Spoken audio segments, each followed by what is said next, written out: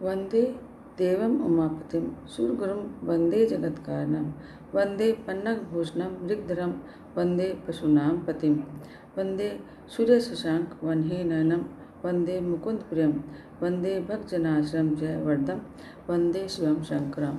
बोलो शंकर भगवान की जय। नारद जी बोले, हे ब्रह्मन, इसके बाद फिर क्या हुआ वह भी आप कहिए, क्योंकि शंभु की कथा सुनने की मेरी बड़ी इच्छा है। ब्रह्मा जी ने कहा कि हे नारद, जब शिव जी अपने स्थान को चले गए और मैं ब्रह्मा भी अंतर्ध्यान हो गया, तब दक्ष जी ने करदम से कहा कि हे कंदर, तुम्हारे ही समान गुण वाली मेरी पुत्री को पत्नी के रूप में ग्रहण करो। ऐसा कहकर दक्ष ने अपनी देह पसीने से उत्पन्न पुत्री का रति नाम रखकर उसे कंदर्प के आगे कर दिया।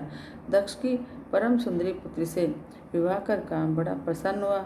उस समय काम आनंद के मारे ब्रह्मा जी के दिए हुए शाप को भूल गया और मोहित होने का दक्ष जी से कुछ कह ना सका। हे तात नारद, उस समय सुखवर्धक महान उत्सव हुआ। अपनी कन्या को प्रसन्न देखकर दक्ष भी बड़े प्रसन्न हुए।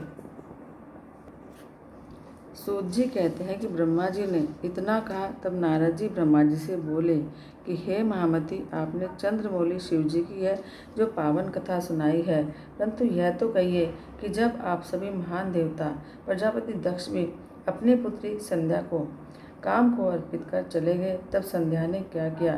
तब तत्ववेता ब्रह्मा जी बोले कि हे मुनि, अब तुम संध्या के उस चरित्र को सुनो जिसे सुनकर सब स्त्रियां पतिव्रता होती हैं। पहले वह संध्या मेरे ही मन से उत्पन्न हुई, फिर तप करके अपना शरीर छोड़कर अरुंधति हुई। उसे मेधातिथि ने उत्पन्न किया था और वशिष्ठ जी ने पत्नी के रूप में ग्रहण किया। इस पर नारद जी ने पूछा कि उसे मेधातिथि ने कैसे उत्पन्न किया और वशिष्ठ जी ने उन्हें कैसे ग्रहण किया। यह सब अरुंधति के चित्त को मुझे तत्व रूप से सुनाइए। ब्रह्मा जी ने कहा कि जब मैं काम को शाप दे अंतर्ध्यान हो गया तथा शिव जी भी चले गए, तब आमर्ष को प्राप्त होकर मेरी पुत्री ने सोचा कि भला मुझसे बढ़कर पापिन कौन है, जिसे देखकर पिता और भ्राता भी काम की इच्छा करते हों। अतः मैं स्वयं ही इस पाप का प्रायश्चित करूंगी। वेद वाग से मैं अपने को अग्नि में जला दूंगी और ऐसी मर्यादा स्थापित करूंगी कि जिससे संसार में उत्पन्न होते ही मनुष्य इस प्रकार के कामी न हों। मैं तप की कठिन मर्यादा का स्थापन कर शीर को त्याग दूंगी। ऐसा विचार कर संध्या चंद्रभागा नदी के तट पर स्थित चंद्रभाग पर्वत पर चली गई।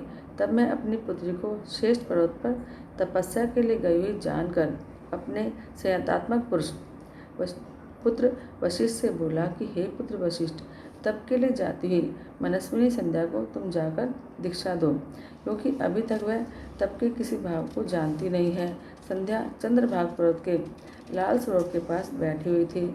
उसके पास पहुंच वशिष्ठ जी ने आदर से पूछा कि भद्रे, तुम किसकी कन्या हो और इस सरोवर पर क्या करने आई हो?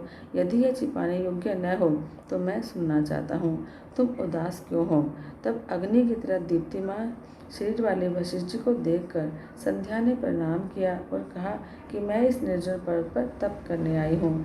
यदि आप योग्य समझें तो मुझे उपदेश दें। वशिष्ठ जी ने फिर कुछ नहीं पूछा, क्योंकि वे सब कुछ जानते थे।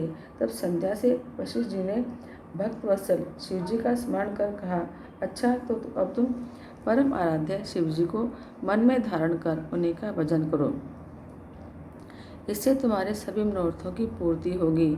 ओम नमः शंकराय ओम अंत में लगाकर मौन होकर तप करो और मैंने जैसा कहा है उसके अनुसार मौन होकर ही स्नान और शिव जी का पूजन करो।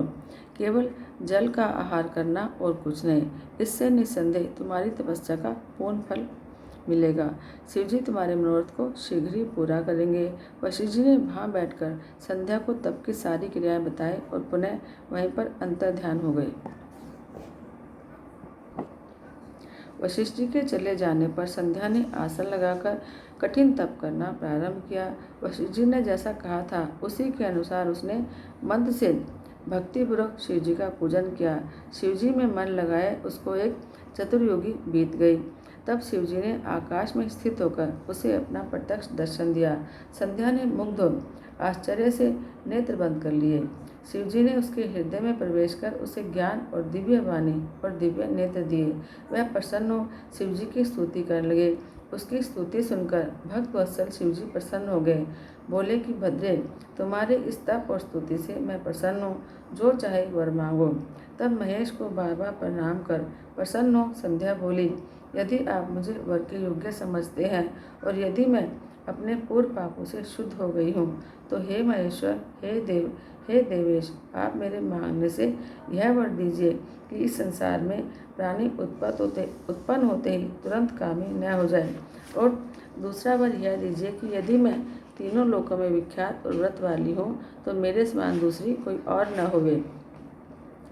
यदि मेरी ऐसी सृष्टि होए तो वह फिर कहीं कामी होकर न गिरे।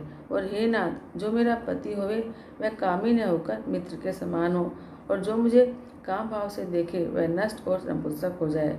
शिवजी ने एवं मस्तु कहकर संध्या से कहा कि भद्रे, अब से मैं मनुष्य को 4 आयु देता हूँ, शैशव, कुमार, यौवन और वृद्ध।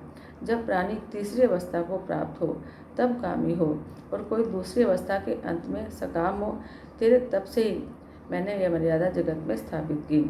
अब कोई भी प्राणी उत्पन्न होते ही कामी न होगा। साथ ही तू इस त्रिलोकी में ऐसी सती भाव को प्राप्त होगी जैसी कोई न होगी। तेरे पति को छोड़ जो कोई अन्य तुझे सकाम भाव से देखेगा वह नपुंसक हो जाएगा। तेरा पति बड़ा भाग्यशाली और 7 कल्प तक जीने वाला होगा। जो वर तूने मांगा वह सब मैंने दिया।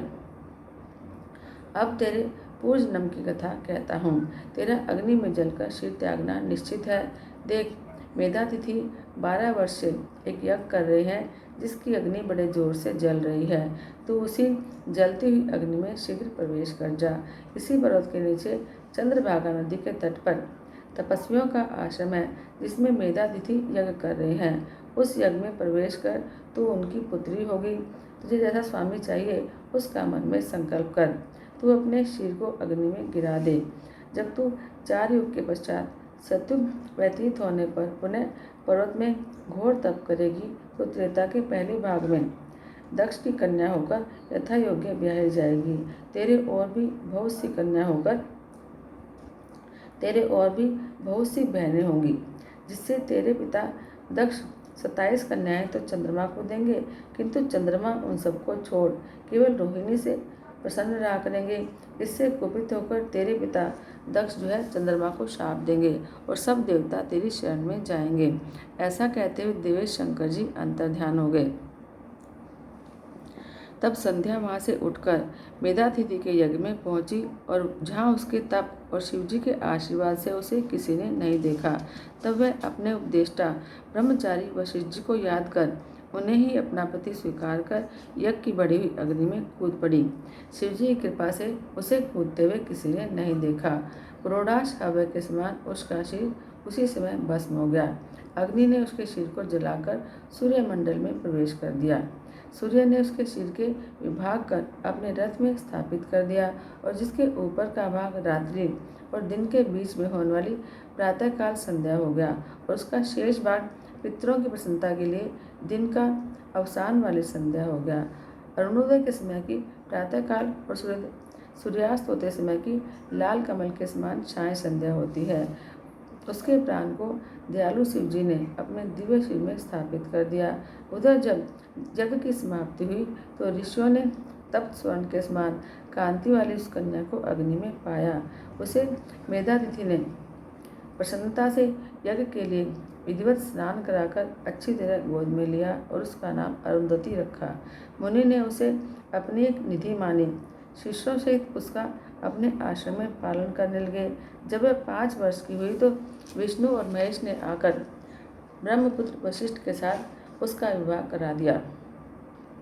पतिव्रताओं में श्रेष्ठ महापतिव्रता मेधातिथि की पुत्री अरुंधति वशिष्ठ को पाकर उनसे रमन करने लगी, और जिससे शतपातिक श्रेष्ठ पुत्र उत्पन्न हुआ। हे मुनियों, तुम्हारे लिए परम पवित्र और सर्व काम फलदायक संध्या का चित वर्णन किया, जिसे सुनकर स्त्री हो या पुरुष अपने सब मनोरथों को प्राप्त करेगा, इसमें कोई संदेह नहीं है। बोलो शंकर भगवान की जय।